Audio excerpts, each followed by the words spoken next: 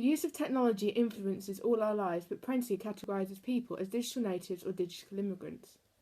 This definition explains that those born before 1980 are immigrants to the digital world, and as immigrants they learn to adapt to their environment. Yet they're still partially stuck in the past. Through progressive technology, it appears that legacy content such as reading, writing, logical thinking, which is considered to be part of a traditional curriculum, will become less important. Whereas future content is to a large extent, not surprisingly, digital and technological. While it includes software, hardware, robotics, nanotechnology and genomics, it also includes the ethics, politics, sociology, languages and other things that go with them. Nowadays, children are being socialised in vastly different ways to their parents. Statistics show that over 10,000 hours is spent playing video games, 10,000 hours of talking on mobiles, and 20,000 hours of television, where at most 5,000 hours is spent reading books. The use of technology can be positive as it can be used for medical purposes and enhance the physicality of humans. An example being limb replacement. Technology can be used so that prosthetic limbs can be controlled using the mind, giving people a sense of independence back. The neuroplasticity of the brain means that there can be changes in the structure of our brains and stimulation through technology. Linking to this is attention span, because digital natives can have a shorter attention span of traditional learning styles due to overstimulation caused by technology. Malleability can also have an effect, as environment and culture can make people think differently. Positives can be drawn from using technology in terms of its effect on the brain.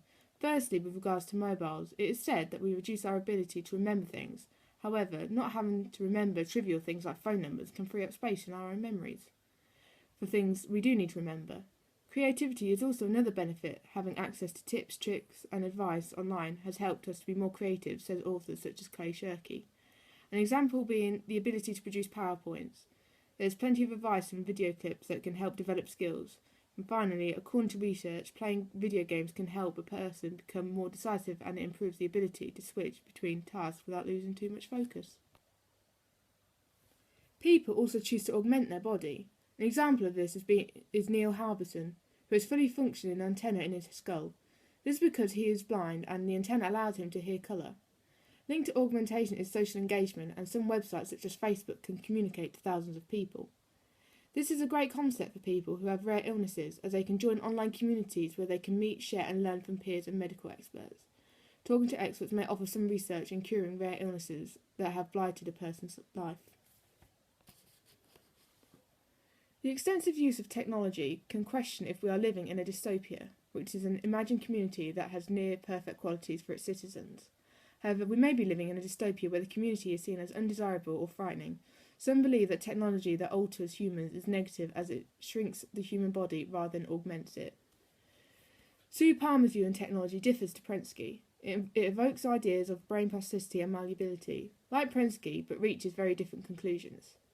The huge explosion in communication technology in the last 20 years, especially the arrival of all-day TV, which fills homes with day-long noise, inhabits conversation and draws the eyes of everyone to the screen, so adults and babies interact with each other far less often.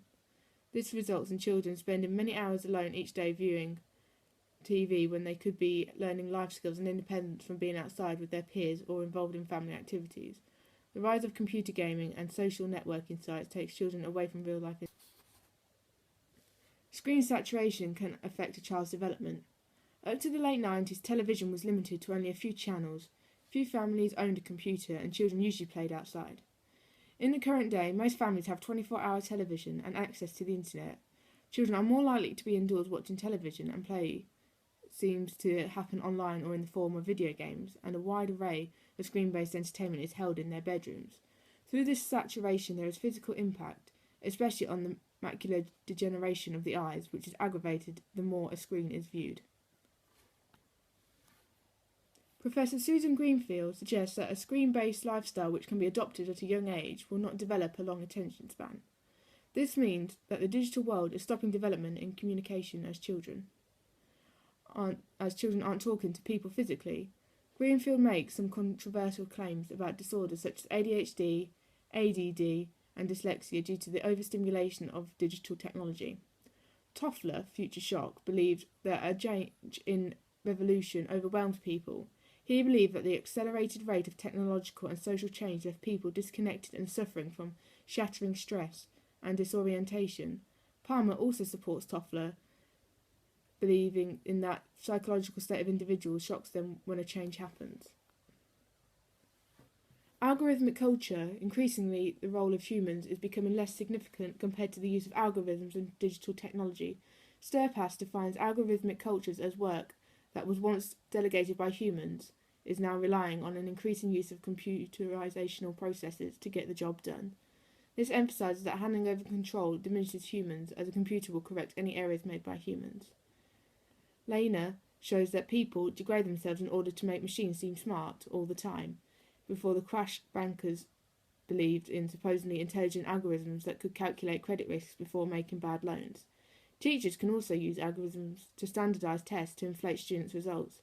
We have repeatedly demonstrated our species' bottomless ability to lower our standards to make information technology look good.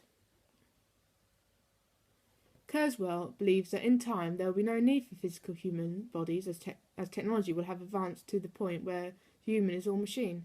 His concept on singularity also questions the existence of humans, as although we would have an efficient world, it would not be human as it would be left to algorithms.